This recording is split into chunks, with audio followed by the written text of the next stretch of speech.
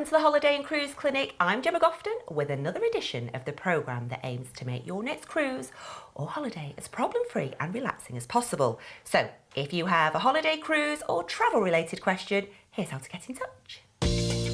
To leave a question on our viewer hotline, call 0871 423 4444. Calls cost 10p a minute from a BT landline and calls from other networks and mobiles may vary. Write on our Facebook wall or tweet us, just search Holiday and Cruise Channel. Send a message through our website www.holidayandcruisechannel.co.uk/clinic or write to us at the Holiday and Cruise Channel, Cavendish House, Brighton Road, Liverpool, L22 5NG. Now, in today's programme, we're heading over to the United States of America to explore Massachusetts. What makes the perfect holiday? Great weather, stunning scenery, endless beaches and world-class museums. Watching wildlife and major sporting events, festivals with headline acts, low-key family fun and some serious shopping opportunities. Well, it's all available in Massachusetts. From east to west, from north to south, discover the different reasons, enjoy beaches, sports, art and excitement, and from fresh seafood to Boston cream pie. Discover classic dishes to try, something new. And here to tell us more is Julie Greenhill from the Massachusetts Office of Travel and Tourism. This does sound an exciting place. Never really thought about it before. So Julie, could you just put it on the map for me in the USA? Absolutely. Massachusetts is one of the 6 New England states situated in the northeastern corner of the USA. So our coastline goes from the Atlantic coast and we stretch across the middle piece of New England, ending up in the Berkshire Hills. So to the north of us we would have New Hampshire and Vermont, and to the south of us we would have Connecticut and Rhode Island. And our coastline has a big peninsula called Cape Cod. I know Cape Cod. Yes. There we go. I know where you are on the map okay. now then. Now, how accessible is Massachusetts to the UK? How do we get there? We're really, really lucky in the respect that we have 6 daily flights from London Heathrow into Boston, which is a gateway not only to Massachusetts but into New England as well. We also have indirect flights as well going via Dublin, Iceland and New York as well. So there's great airlift that can get people into our beautiful state. And that's the thing with America, is it's so huge that you do fly into different places, and is it then very easy for us to get to Massachusetts? Is it a train? Is it another flight? Depending on which airport you actually land into. If you fly directly into Boston, getting from the airport into downtown Boston is very, very easy. You can either use the T, which is a public transport system. The airport's only 3 miles away from downtown, so it should actually take you about half an hour to get from the airport to downtown Boston itself. If you come into New York, then you can actually get an Amtrak train, and that's 3.5 hours away, and that will actually take you directly into downtown Boston as well. So it's very, very easy and very accessible. Not wanting to be an advert for Amtrak, I did Amtrak, and I have to say, didn't upgrade to first class, just stayed normal standard. There was Wi-Fi, it was very spacious. So for those wanting to do it, don't be put off that you've got to jump on a train. It's very relaxed, It is isn't it? Indeed, yeah. And a superb way to see the coastline as well. Now, if you were to pick up a car, how easy is it to drive round? Because I think we get a bit panicky about driving abroad, for one, don't we, about, you know, different ways of doing things. So is it easy? Is it easy to park? Is it easy to navigate around? Okay, if you're going into Boston first or just having a Boston city break, I would absolutely say do not hire a car. Boston is very, very tiny. You can walk from one end of the city to the other within 45 minutes and north to south within 30 minutes. So because the city is compact, car parking really is a very high premium. If clients then actually want to go to Cape Cod, they can then pick up a car, and it's then very easy driving. It's only 1.5 hours to get from Boston to Cape Cod itself. So, as I'm walking around Boston, as you've told me to, not to get a car, what sort of vibe will I be getting? Because I know nothing about Boston whatsoever. Okay, Boston is fantastic. It's a very old city. The city was actually founded in 1630, so in US terms, it is one of the oldest. We also have a fantastic university life as well. We have Harvard to the north of us, and we're surrounded by universities as well. So it's very much the old and the new mixed together. It's great shopping, fantastic restaurants, we have massive regeneration as well. So it's and for families, children, it's great all around. With it being relatively small, as we've established, how long do you suggest somebody stays there to get the full feel of it? I would say about 3 nights. 3 nights. If you just want to really experience the city 3 nights. If you are really into the arts and the culture, then you can actually stay 7 nights. We have enough art museums. There's enough to keep people going on for probably about a week, 10 days. But really, people probably would stay for about 3 nights. So we're spending our three days there, or a few days there. Where should we go? What should we see? Let's start with arts and maybe getting a little bit of culture. Okay, I would actually, first of all, I would do the Freedom Trail, which actually is a major sightseeing and then takes in all the major sites of Boston. I would then also go to the Institute of Contemporary Art as well. They have some amazing exhibitions and galleries there. You've also got the Isabella Gardner Museum as well, which is major art as well, artwork as well. If you're doing any of these tours, are they guided so you get to find out this is such and such place, this is such and such place, or can you just wander off with a little book yourself? With the Freedom Trail, you can actually get some headphones at Boston Common and just self-guide yourself. A lot of people do the whole 2.5 mile walk themselves, others just maybe do half of it. And it also depends on if it's a lovely sunny day as well. Well, is it very dependent on seasons as to what you can do? Because I guess it gets quite cold in the winter. It can get very, very cold. It's very, very seasonal, for very distinct seasons as well. So that most people probably will know their full foliage season in September, when the leaves change and you get all the beautiful golds and the reds. And that's probably when most people want to travel. Spring is beautiful as well, because obviously all the flowers are coming up. Winters are also great because of shopping. They have great shopping and great sales. We have no sales tax on shoes and clothes. But also in Boston Common you have ice skating, so it's really great for families. So maybe sort of if you were planning a very Christmassy break with the ice skating and nice cold weather and it's very crisp. So could you use Boston as a base and then explore further afield from there? Absolutely. We have a fantastic fast ferry system. And from Boston, you can actually use the fast ferry system to go to Salem, which is in the north, which is where the witch trials were held in 1692. It's a really, really fun, quirky, amazing little town. Well, I know the scary film Salem's Lot, so I can imagine it's got quite a few little tricks up its sleeve for you to explore. It does indeed, and it's just so quaint and so beautiful. And then also we have Plymouth in the south, which is about an hour away, and that's where the Mayflower is. The Mayflower and the Plymouth Plantation. So again, that's really where the nation started, where the Pilgrims landed in 1620. So you get a feel of history all round. Now you talked about Cape Cod, and I do know of Cape Cod. Never been. It sounds an amazing place. Is it a very is that an accessible place as well? Absolutely. So from Boston, Cape Cod's about an hour-and-a-half's drive. That's the central point of Hyannis. Really easy. Straight road, you really can't get lost. You say that. You can't get lost. And we have some really quaint little villages and towns. And probably most people are very aware of what they're called. Falmouth, Chatham, Provincetown, Orleans, very English names and very recognisable to everybody. And each one is very different and very quirky. So people actually could maybe stay at two different places because they all have a different vibe to them as well. Wonderful. Well, we will chat further about those, but we've got to have a break. I'm being shouted at in my ear. Now, if you're new to cruising and you fancy combining a holiday in Massachusetts with a cruise, then this, ta-da-da, is our first-time guide to cruise holidays. It's well worth requesting. It's absolutely free of charge. Just give us a call, 0871 423 4444. Calls will cost 10p a minute from a BT landline, and other networks and mobiles may vary. You can also ask for a copy through our website, www.holidayandcruisechannel.co.uk. Whilst you're asking for this, we'll take a quick break. See you shortly.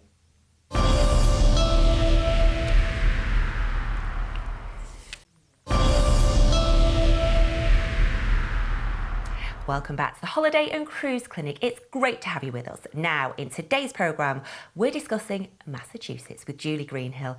She's still with me. Now, we were talking about Cape Cod before the break, and I cut you off, and we were talking about the small places that you could stop and visit. So let's break those down for people who might, because I think Cape Cod, I don't know why it appeals to me. Is it a very outdoorsy, sporty place? Absolutely.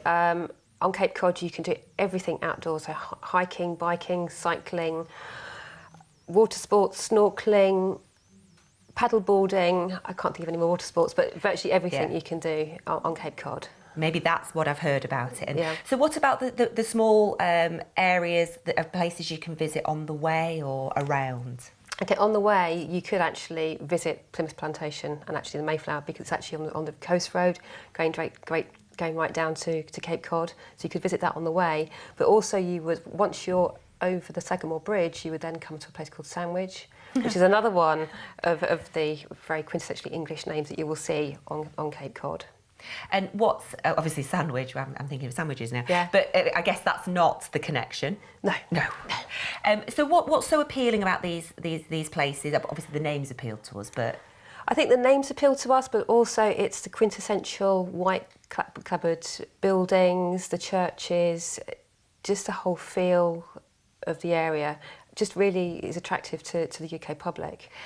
And your personal favourite, if you were going to stop at two places and just have maybe so you'd get a different feel, which would they be? I would probably say Falmouth, and I would say Chatham. And what do you like so much? I just think that they're just very oldie-woldy, and I said they do it, and everything's very safe as well, and it's very safe for families to walk around, and safe for swimming as well because the water's not deep. So it's just a really good. I can't really explain it. It's both of just very, very different vibes. And when we're talking about families, so this is a good family holiday. It is indeed, yeah. So we can keep the kids entertained with. If we're not going when it's hot enough, rather, what will entertain them? What can we do with them? Probably actually water sports, beach, running around, out in the open. If it's raining, which it never rains, there are plenty of other options. For example, we have the Heritage and Garden Museum that's at Sandwich as well, but actually they have a great gallery on cars, which obviously appeals to little kids. So got things there they can do. There's glass blowing they could do as well in another museum, and it's just very, very outdoorsy. I think the key to getting a trip like this right is to plan it well, isn't it? And to have almost a spreadsheet to say, this is what we're doing that day, this is what we're doing that day, and then you don't miss anything. Let's just talk about food that's typical to Boston, Massachusetts, Cape Cod. If we're going, what do I have to try? The first thing that comes to mind is going to be lobster. Lobster, yes, clams, Boston cream pie. We do love our desserts. Any seafood. And I guess the seafood is so good because it's so local. Yeah. Okay. Yeah. And what about drinks? Is there a drink that's typical? I would say it's going to be the sea breeze. Because of the cranberry, which is again local produce. Oh, okay. So in Massachusetts, we actually grow cranberries. And again, depending on the season, people are driving through, they will actually see the cranberry bogs. And what about staying in Cape Cod? Can it be affordable for everybody? If you want to go 5-star luxury or, camp somewhere?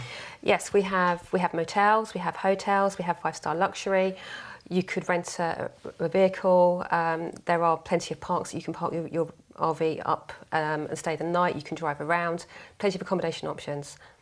And it's for everybody's price bracket as well? Yeah. Okie dokie. And actually, while we're talking about price, because if you do go on a family holiday, it does stack up, doesn't it? So are there things that you can do that, obviously the beach is free of charge, but are there other things and sites you can see and it won't end up costing you an absolute fortune? I think there is. Again, it's the beaches. The beaches, the lighthouses, you can have great walks along the beach. They're probably they're free of charge, so obviously and you can be out there for hours. Yeah, you can still do beaches in the winter as well. I think it's quite good fun to get back and get warm. Yeah. Now, whale watching. Yes, this sounds like fun. Yes, whale watching is so popular in Massachusetts. Actually, we are one of the top 10 places in the world that you can do this. So the whale watching season is April through to October. And during that time, you can actually see humpback whales, finback whales and minke whales. And it's amazing. It's absolutely amazing. But they only come out to play on a fine day. Oh, really? Yes, they're not silly, they do. are they? No, they're not. And with whale watching, I guess you go on a tour and they'll tell you, you know, that's a minke whale, that's because we wouldn't know otherwise. Yeah, they all tell you which whale is which, and actually because they've been doing the whale watching for so long, they actually know they've actually got names for each whales. So it's obviously the same whales that keep coming back because the feeding grounds are within just off of the Massachusetts coast. Oh. So they've actually identified each whale. So they're almost like old friends. Absolutely, yeah. Let's talk about the best beaches in Cape Cod, because when was whale watching season, sorry? April through to October. So I guess it's busy through then. Is there anywhere you can just sneak away and nobody will find us? There are so many little coves along the Cape. We've also got the Cape Cod National Seashore, which is 40 miles long. So along that stretch of beach, you're going to find a stretch of beach that nobody is going to be on. And it's pristine, beautiful beaches. But otherwise, Chatham, Falmouth, any of the major towns will have little coves that you can go to. And it's all very easy to get to. And OK, now, moving on to Martha's Vineyard. Yes. Now, that's just jumped out of me from my questions because I've heard of it. Yes. Why have I heard of it? It's quite famous, isn't it? It is. I think everybody's actually heard of Martha's Vineyard, but they're not quite sure the reasons why. And I'm not quite sure the reasons why most people have heard of it either, but if they've heard of it, it's fantastic. So what is it? What can we do? OK, Martha's Vineyard is an island situated off of Massachusetts. You can actually get there using a ferry service, or you can be a foot passenger. It takes about an hour to get to. Actually, a lot of celebrities holiday there throughout the year. That'd be why I've heard of it then. I probably read about it in Hello magazine. Actually, possibly yes. The Obamas go there every year. The Clintons go there every year as well. So July, August, you will see a lot of celebrities that go to the island. So what's the appeal? What's the draw? I think it's a privacy. And the locals just leave them alone. Oh, so people live on Martha's Vineyard, and then it's almost like they're, I don't know, whales that they just nip across. The celebs nip across. So once across there, I can stay. Is it a bit exclusive though if there's celebs there? It can be a bit exclusive at certain times, but generally no. I mean, again, there's accommodation that suits every price bracket, and for families and for couples and little B&Bs, and you know, it's not exclusive. And what will we find when we get across there? What sort of feel is Martha's Vineyard? Is it a busy, hustly, bustly place, or is it very chilled? It's very, very chilled. Again, plenty of lighthouses, quite quaint little towns, beaches, coves. It's really away from it all. And there's also Nantucket as well. What's the difference, feel-wise, between the two? OK, Nantucket is very colonial. It used to be an old whaling island when people used to hunt whales. So the houses there are very old. The streets are very cobbled. Now, of course, it's probably more obviously tourists, but they do have a small population of about 4,000 who live on Nantucket year-round. The beaches are protected, and it's great for wildlife, even wildlife watching, and most of it is protected as well. So it means that because Martha's Vineyard is inhabited most of the year round and has a much larger population, it does have two very different feels. And how far apart, you know, can we visit both? You could visit both. You can do both by fast ferry, but it's difficult to get. It's not difficult, but it's the ferry between Nantucket and Martha's Vineyard only goes once a day. Oh, well, as long as you're organised, you can do it, yeah. You could do it. And what about the best time of the year? So if you are, you know, very outdoorsy, but you're into wildlife and you want to see some of the wildlife and the flora and fauna, what would be the best time for you to go? I would really say May through to October is going to be, and it's depending on what sort of wildlife you want to see as well. But for whale watching, as we've already touched on, is going to be those months. Otherwise, because obviously the feeding grounds actually move, that's the reason why they move out of the area. Oh. But between those months, you'll probably see most types of wildlife there. And if you are a sun worshipper, yes, and you want to just take in the beaches, is it sort of is it too hot? Is where I'm going with that one. Can it get just too hot for you? In the city, it can get very hot. it's very, very humid and probably can hit about 30 degrees in Boston. But on Cape Cod and the islands, you're probably looking 25 to 28 degrees. So it's a little bit cooler because you've got that sea breeze, which will cool you down. Well, sold. I'll go. I'll give it a go in those hot months. Thank you so much for joining us. Now, let me just grab this. It's our first time guide to cruise holidays and it's absolutely free of charge. Just give us a call, 0871 423 4444. Calls will cost 10p a minute from a BT landline and other networks and mobiles may vary. Don't forget you can also ask for a copy through our website www.holidayandcruisechannel.co.uk, where you can also get in touch with your questions for future programmes. So, that's all we've got time for on today's edition of the Holiday and Cruise Clinic. My huge thanks to Julie Greenhill from Massachusetts Office of Travel and Tourism, and thanks for you for watching. See you next time. Bye.